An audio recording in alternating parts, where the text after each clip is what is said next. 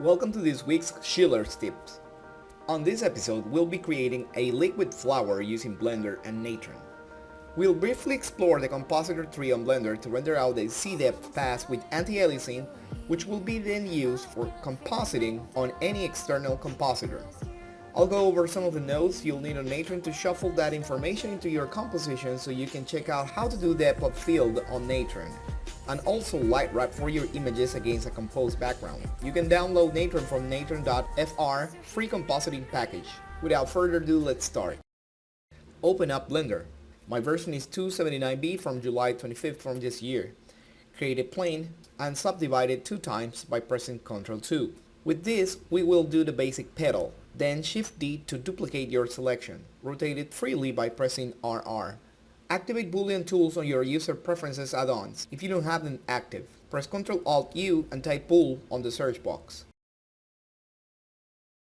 Activate them and save your user preferences. We want to be able to do a union of all petals into one mesh. We will use this as an emitter for the particles later.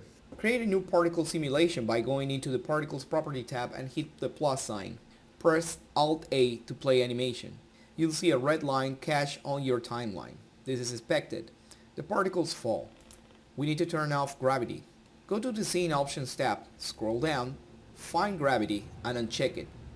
On your 3D view, let's add a force field. Adjust the settings for the looks on the scene. Turbulence.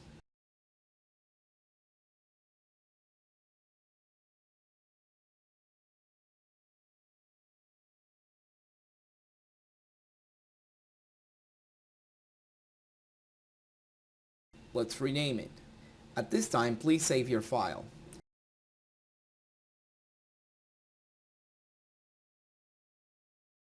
Enter edit mode for the petals. Select all. On the Tools tab from the toolbar on the left, select Randomize.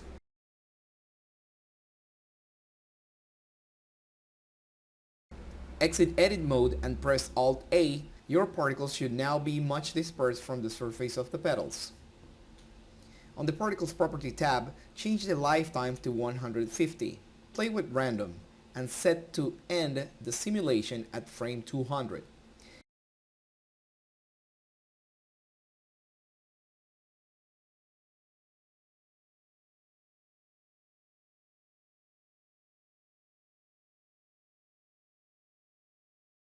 If you press Alt A, your particles will be changed again with the red line on the timeline.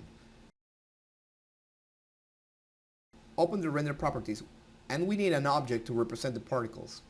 Go to your 3D view, press Shift A to add a new metable object. Scale it and move it to the side so it will not be interacting on the scene with other particles. Open render and on the duplicate object field, choose the picker. Pick the metable. If you don't see anything, notice the size parameter to be the same on your scene. Now let's add more particles. I'll be experimenting with 6K particles.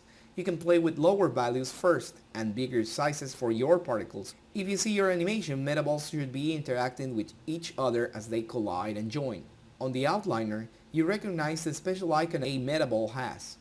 But to be able to work with that, we need to change it to a mesh. Select the metable object and press Alt C.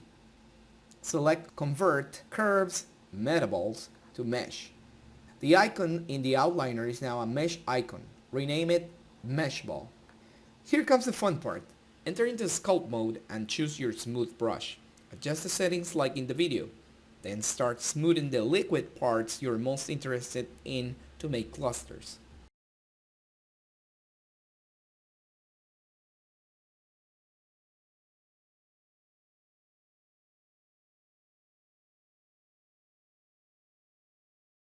When you're sculpting, you can press G to switch to the grab brush. While you're on any brush, you can press Shift to toggle smooth brush. Sculpt and it will smooth. Release Shift and you're back to grab tool. Set the size of the brush by pressing F and the smooth or hardness of the brush by pressing Shift F. Once you're done sculpting, go back to the object mode, select the petals and delete the particle system. We don't need it anymore. This is a good time to save your scene, and also let's sculpt a little bit more of the shapes of the petals. This first part was a fun one. Now let's repeat the whole process again for a second simulation. First, we'll add a particle system, then we will add a turbulence force field, then we'll create a new metaball, set it outside of the scene view, and finally the simulation system will duplicate object the metaball. After that, we need to play the animation so it will cache in memory for us to stop the simulation at a given frame to convert the metaballs into a mesh, so later we can reshape them by using the sculpt tools. So make sure you follow all the previous steps as you already did on the first part, matching the video. Also, if you have a strong graphic card, it is advised that you start with really low values first, increase the size of the duplicate objects later.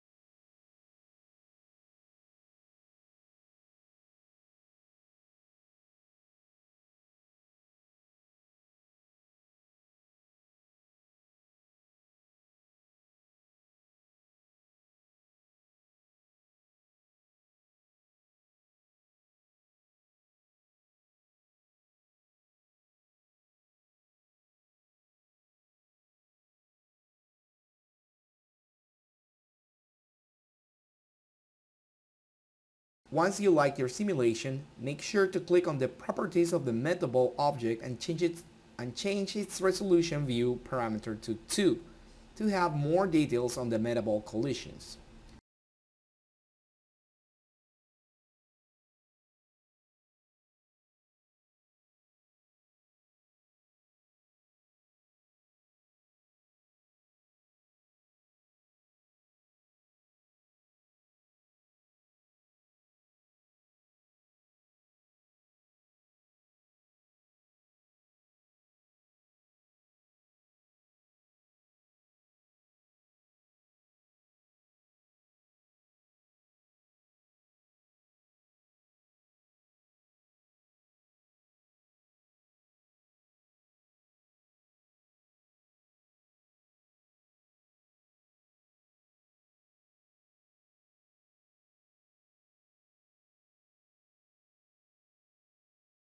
Once you have the new simulation and a frame on the timeline that you really want, select the new metaball on the outline and click Alt-C to convert the metaball to a mesh.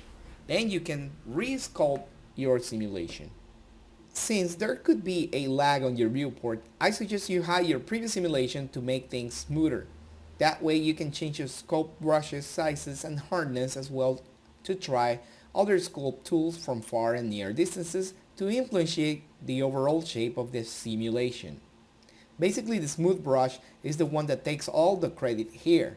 In case you'd like to recover smoothed selections, you can switch to the bloat inflate brush and recover some of the particles back. Obviously, you can also enter edit mode and totally delete the vertices on the mesh.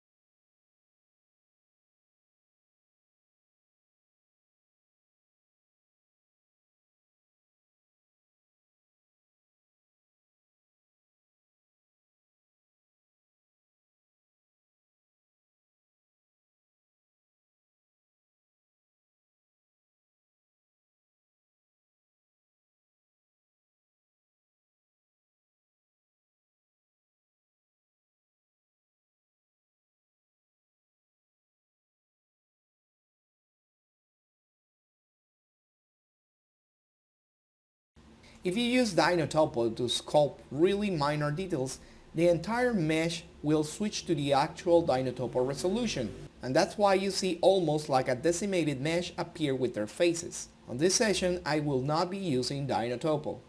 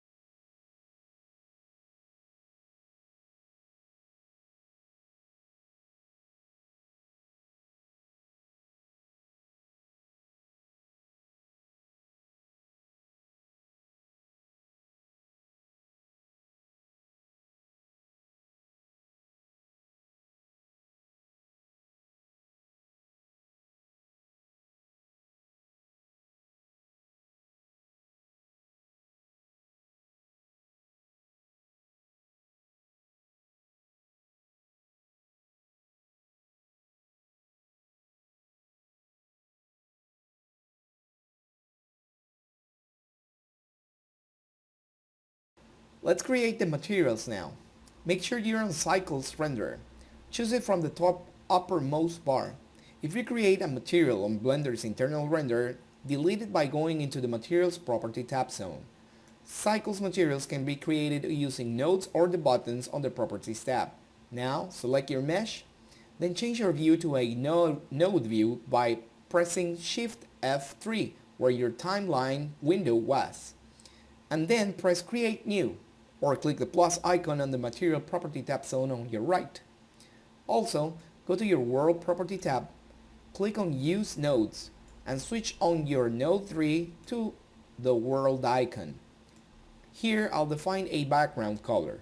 If you press Shift Z, it will quickly render your viewport. So we see it's working. Let's add a new HDRI image to light the scene. Follow the steps on the video. HDRI scenes are important because the light they radiate on the Cycles engine. It works rendering the light with an unbiased path tracer. On the shader tree you can add RGB curves to make the environment an HDRI image lighter or darker.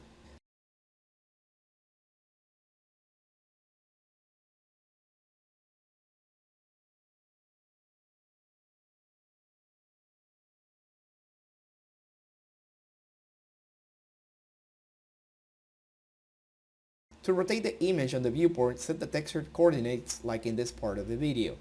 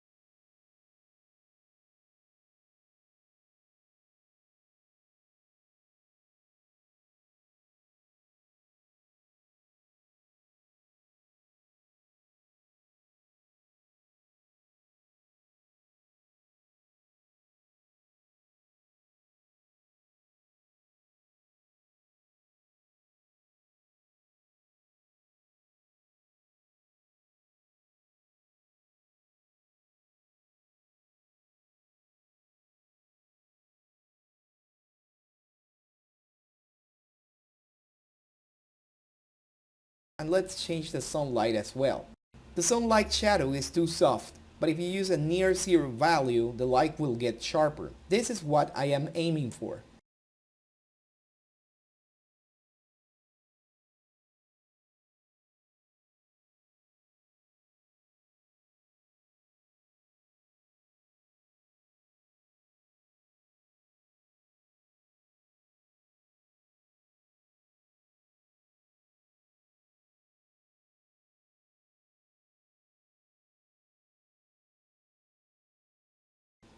I use the No Wrangler add-on. It could be intimidated at first, but it's the preferred tool now. Activate it from your add-ons. Then if you create a node and want to automatically mix it with another node, just click Alt plus right mouse drag one node over the other and you'll see a green line. This will help you instantly mix your nodes. Set your material using a glossy shader to drive how much light will cover your object.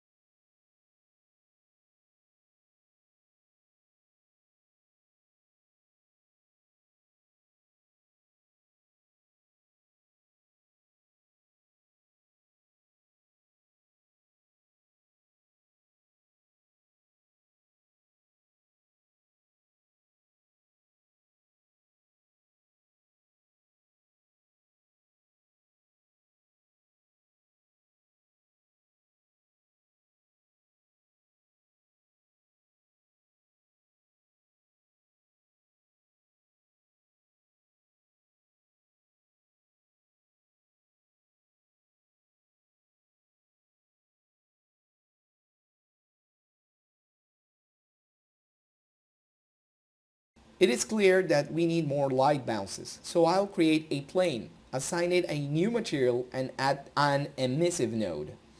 I use Ctrl B to drag a render area window, then press Shift Z and it renders.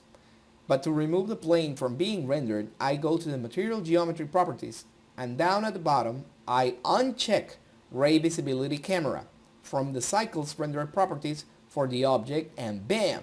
The object is now gone from the render.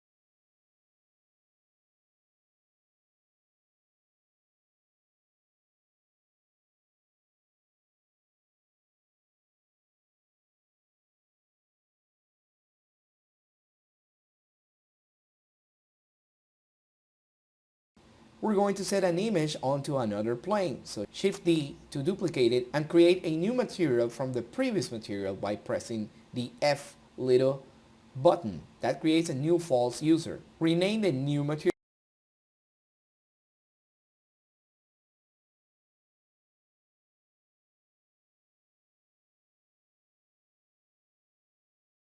Now select the emission node and press Ctrl T.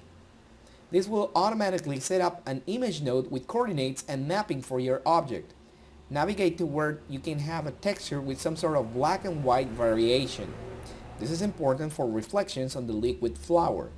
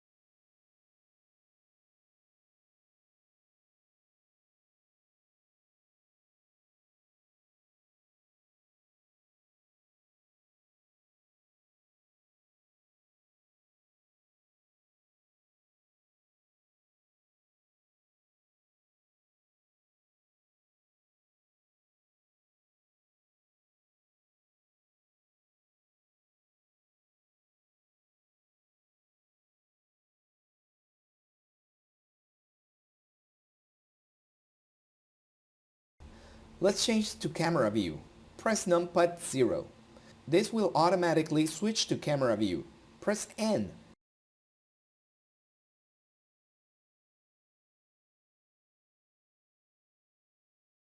Make sure your panel has a lock camera to view to freely move yourself while in the camera view.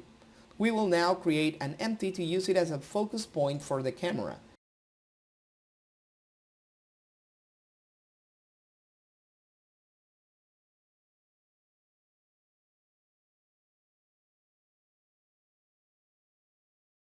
Name it focus point.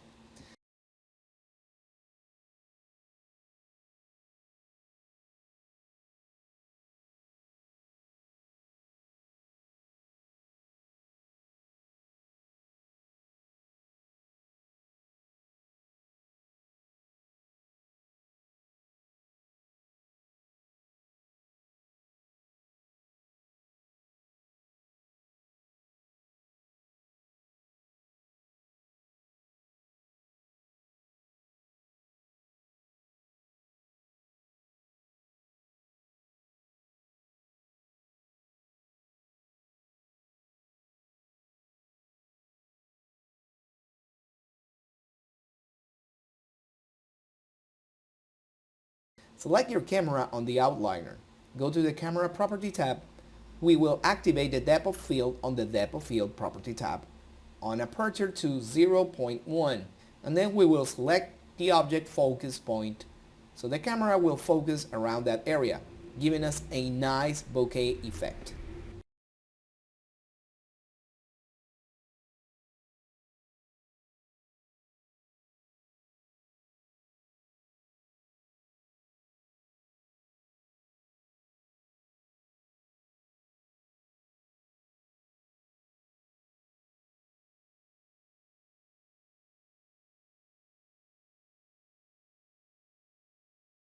You can also get this effect from your viewport without the need to render. Press N and go to Shading, mark Depth of Field, and then on the Camera Property tab, mark High Quality on the viewport. Also make f-stop equals to 0.1. Pretty outstanding, huh? Play with blades for smoothness on this effect.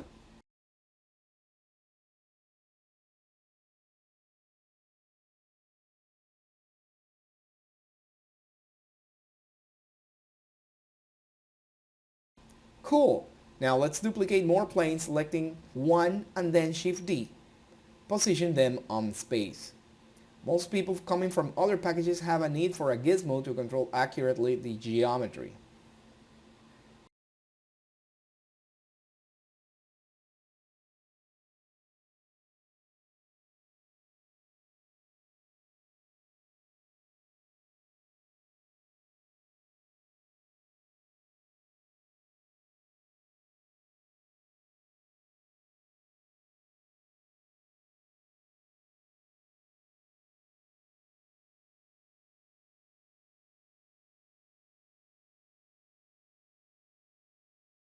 Now let's change the emission strength for the reflective plane image. And also, let's switch back to the camera view to see the results.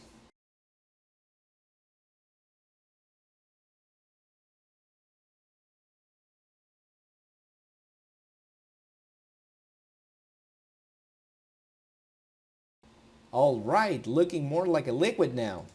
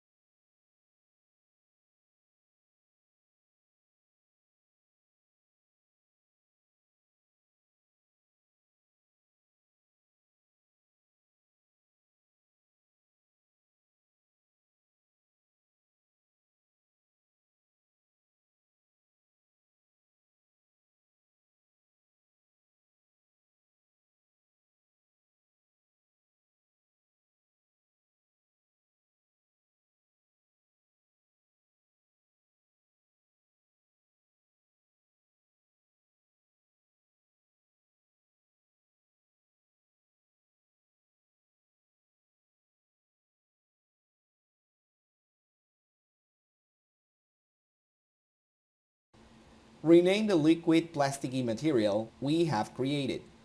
In my case, I'm playing with the principal shader, and the transmission parameter makes the material look like crystal. So from here on, you can watch how I tweak the material from different options, and I finally choose it to be orangey looking.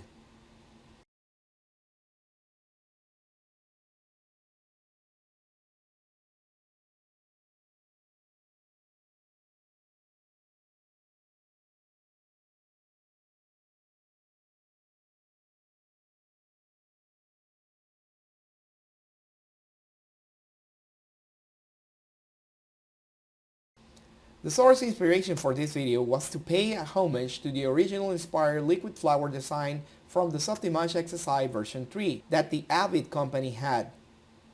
At the time, way back in 2003, Avid was dominating the video editing area, and having a 3D package in their assets seemed the master move. So their advertisement included this liquid orange flower, and that's what I'll be referencing here as an inspiration for this tutorial.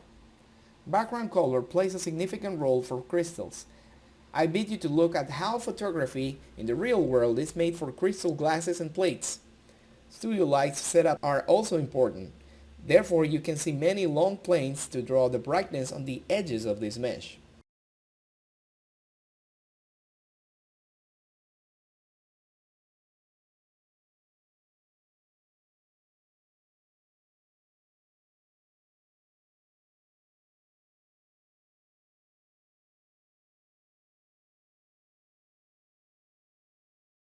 I am also going to add an extra lamp and raise the strength to 450.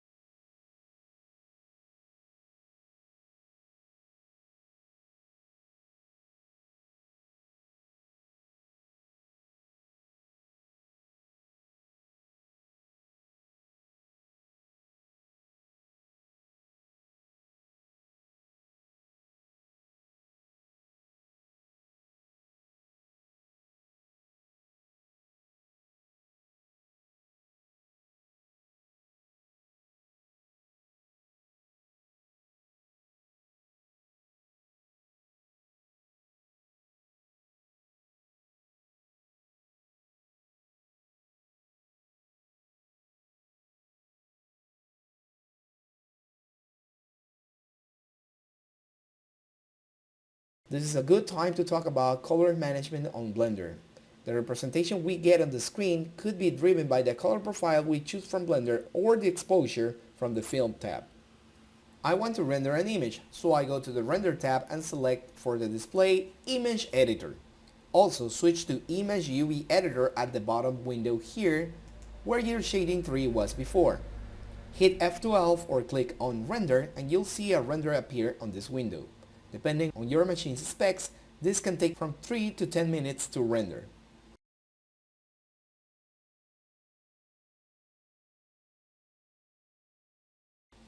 To move elements out of the view, you can move them 2 layers.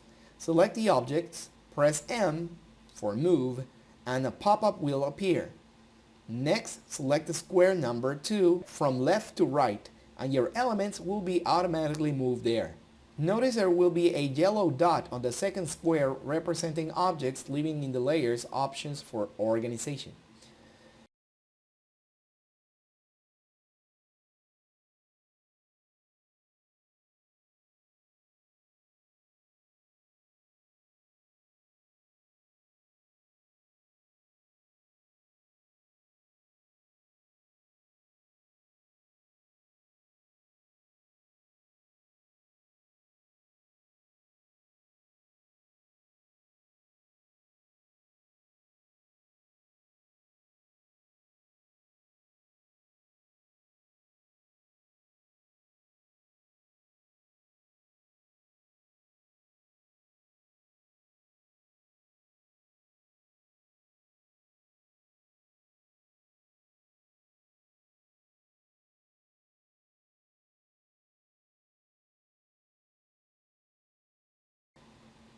This image feels a little still, so we are going to dynamically draw more shapes using the Draw Curve tool to resemble our inspiration image.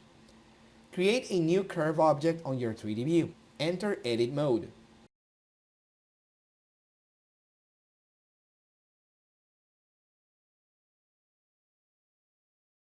Press A to select all vertices and then press Delete and then choose vertices.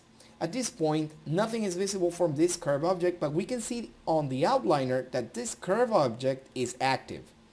Then we can also see on the toolbar on your left side of the screen that the option to draw curve has become active. Please notice the tool menu on your left side of the screen. The curve parameters are set to be on projection depth surface. This is important for you to draw over your petals object. Go to your curve options on your property zone and on the bevel parameter use depth with a higher number than 0. This will enhance the curve with some volume. Also, raise the resolution to make a smooth curve. To complete this half curve, go to Fill parameter and then choose from the drop-up menu the option Full. This way the curve will be closed, and every curve we will draw from now on this object will be the outline, and it will have the same settings applied.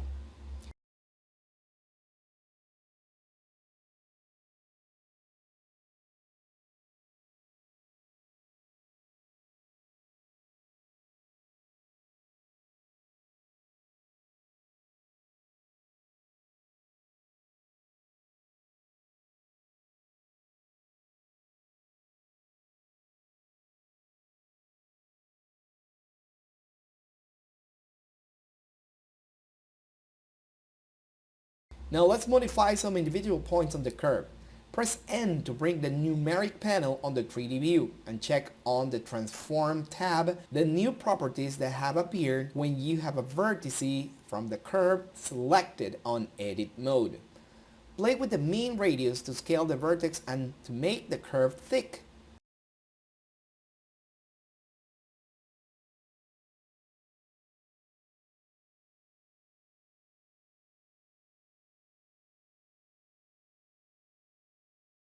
You can also continue to smooth the curve's path vertices by selecting them, pressing W, then selecting Smooth. Or you can also delete the extra vertices to smooth the path.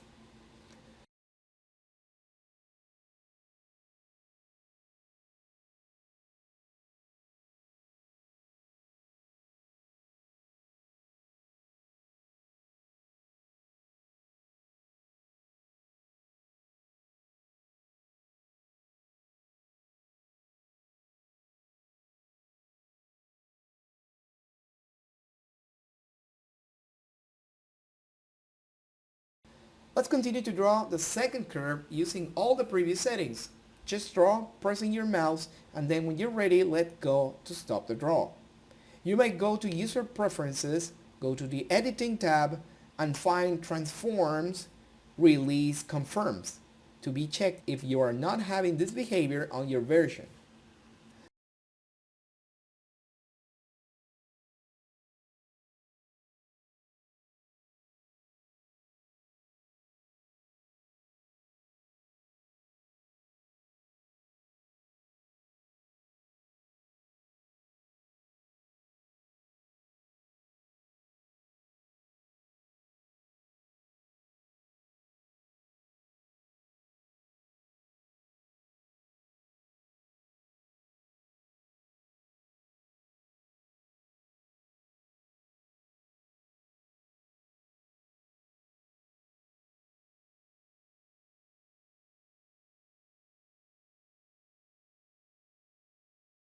With the curved object selected in the outline, press Ctrl and click over the name curve to rename this object. With the curve still selected, notice the curve icon. Now hover to the 3D view and press Alt-C to convert this curve into a mesh. Go back to your sculpting mode and tweak the curves of your petals on this liquid flower.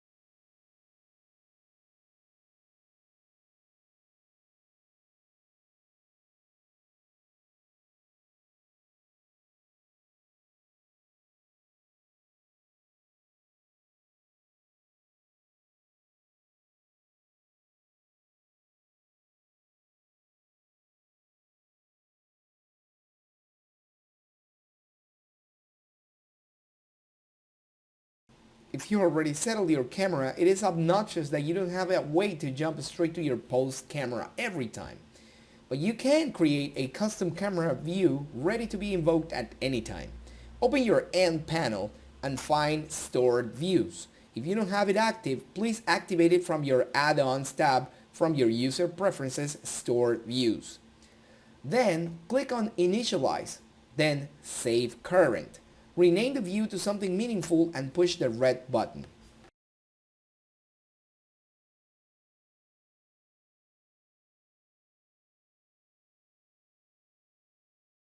Now, jump out of the camera view by pressing numpad 0 again.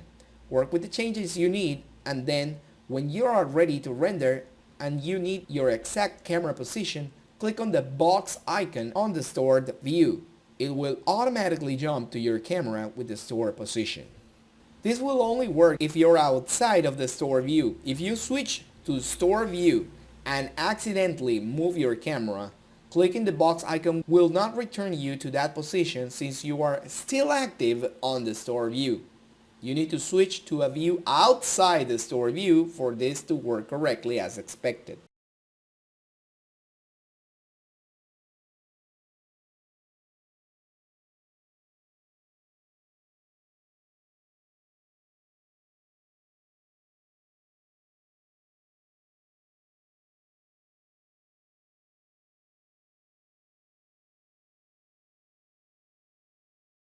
Last but not least, on the add-ons, I cannot recommend enough EasyFX. Check it out in the description of this video. It will let you tweak your image through the compositing node, but you don't have to be an expert on the compositing node. Clicking here and there with human readable parameters, you can achieve spectacular results. Once you tweak a parameter, a post-compositing tree will set up the nodes automatically at the top of the window, and it will show you the progress before rendering. This step should be the last thing to work on your image, because if you move the camera, you'll need to press the button Update and re-render from this add-on to work in the new changes. But overall, it makes your life easy as to add color aberration, glow, depth of field, everything you'd expect from simple operations. It reminds me of Modo Post Image Compositor. Also, in your render properties, if you switch on Film Transparent, you will only get a black image as background, as the compositor tree is taking over at this time. If you need to render out a clean image and without a background color, you can't use it in combination with EasyFX. You'll have to delete the compositing tree completely and then do a normal render like you would. EasyFX is thought as a final tweaking tool and not an intermediate. Finally, we arrive to the sieve depth pass on Blender. This is important to have a correct sieve blur effect on our image. We are not striving for super realism here, so I'll go easy on this liquid flower just to show you the alternatives on Blender's pass compositor.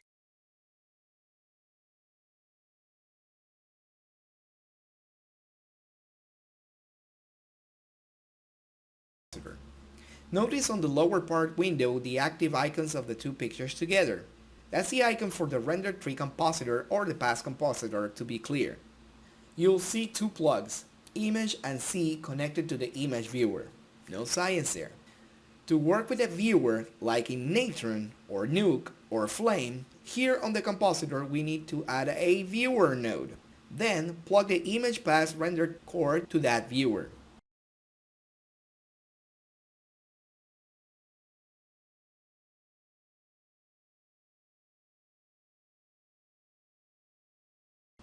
Also, make sure backdrop is checked at the bottom icons. Houston, we got visual. If you roll your mouse wheel up and down, you'll zoom in and out from your nodes. If you want to zoom in and out from your render view representation on the background, you can use the shortcuts V or Alt V. If you want to reposition your image, press Alt and then drag the view with the middle mouse button. Now let's concentrate on the CDEV path we need to bake onto the beauty image. Connect the CDEV to image on the viewer. I've set my render to 4K resolution previously, and I've also set my output parameters to a location to save my image. Now I can add a normalized node to the CDEV path, and you can see it looks alright, but with many dented pixels even at 4K resolution. CDEV pass on Blender doesn't have anti-aliasing, so the pixels are remapped from -1 to 1, and we see this poor image. We know CDEV exists, but this image is not useful at all outside Blender for a compositor. You might also add an invert node to see the values right, but even so the image appears dual on brightness and contrast.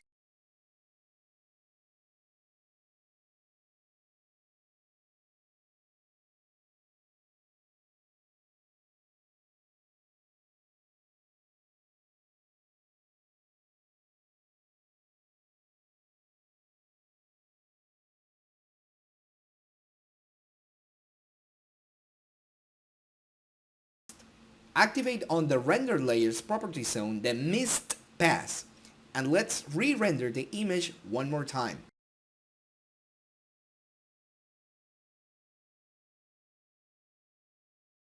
Notice that my frame range in my render settings is set to start at 1 and end frame 1. Pressing the animation button will render one frame only and will also save the image directly into the output path, which is why I chose a multi-layered EXR format. Plug the mist out port into the in port of the image viewer.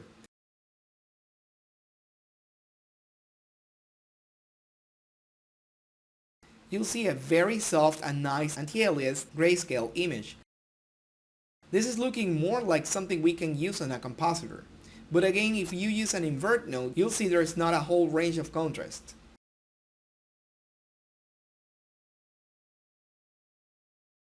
So let's add another brightness and contrast node to see what we can get.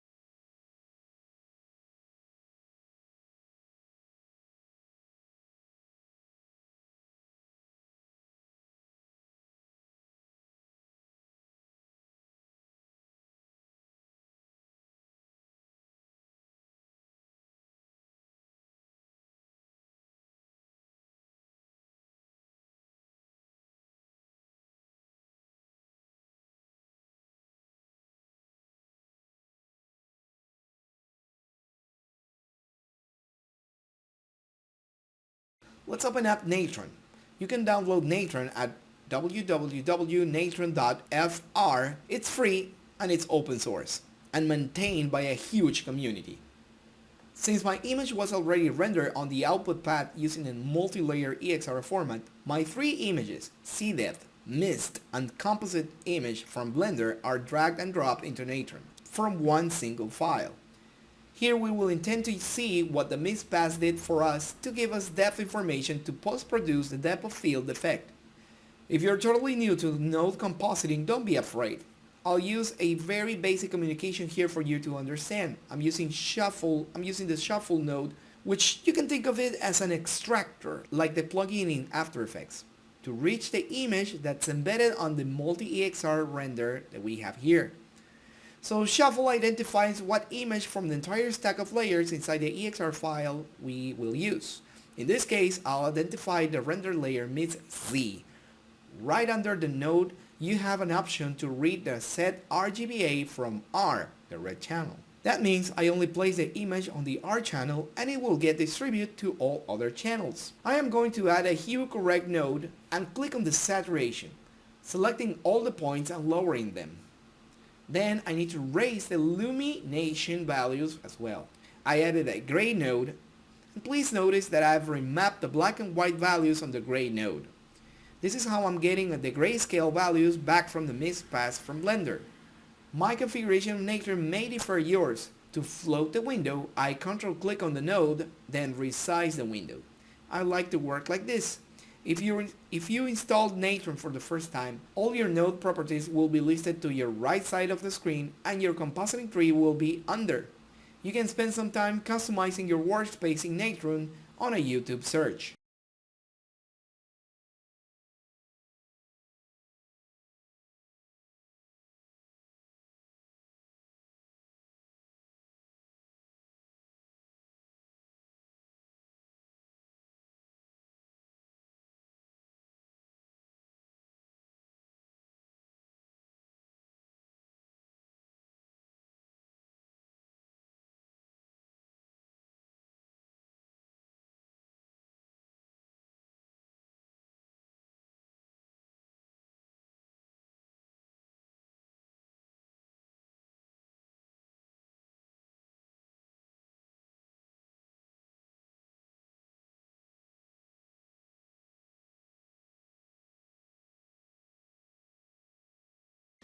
Let's continue by saving the project.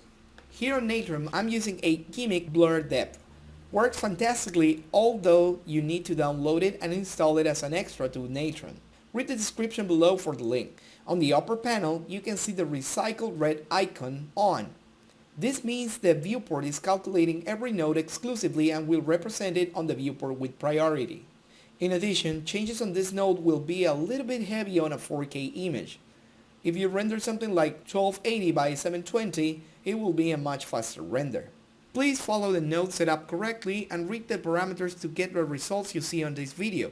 You can pause the YouTube video, go to frame using the comma and period keys on your keyboard. You can play the video at some parts at 5x slow from the settings wheel on the YouTube player.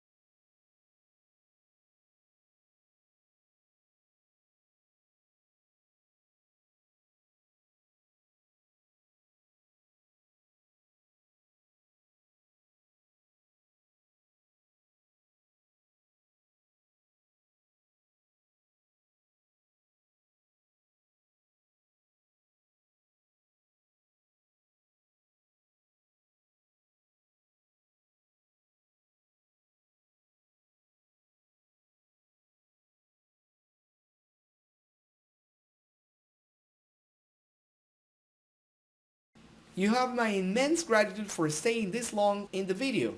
I know it's 1 hour long, but hopefully if you're new to Blender, you just got upgraded with a lot of really helpful things to make your renders look amazing. Think of this as an intense gym session where you will be able to tackle most of the entry-level 3D trainee things.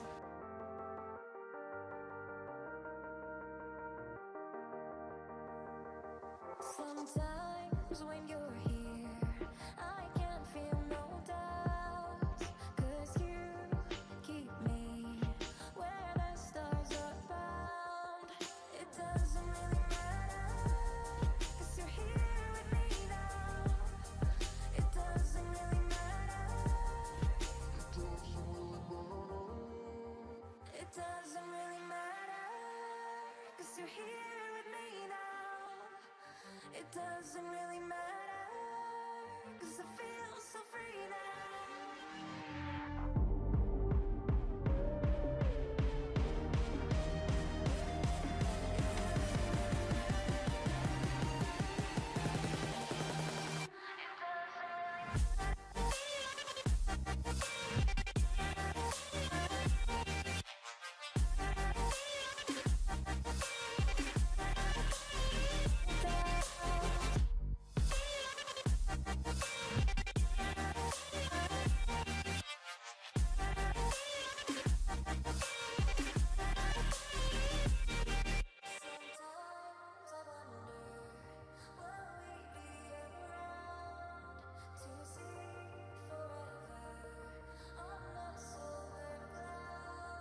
Sometimes when you're here, I can feel no doubt, 'cause you keep me where the stars are bound.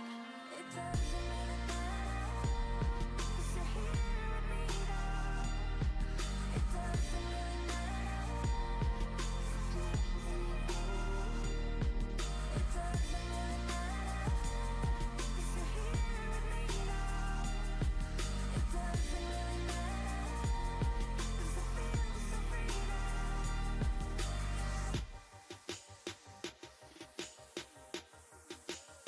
really matter. It doesn't really matter.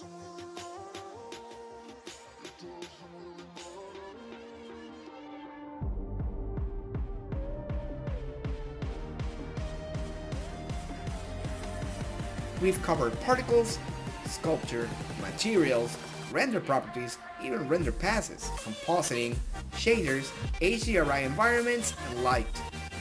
So I hope you've enjoyed the tutorial. Time for some music, and don't forget to subscribe to my channel. I'm doing a very extensive and detailed course with the new upcoming Blender 2.8, using more reliable and very high-end open source community tools for studios to be integrated for your work. I can't say much right now, but make sure to follow my Instagram. I post my whips there. Thank you very much. Please subscribe and hit the bell notification. アビエント、シャオ、すぐに会いましょう。バイバイ。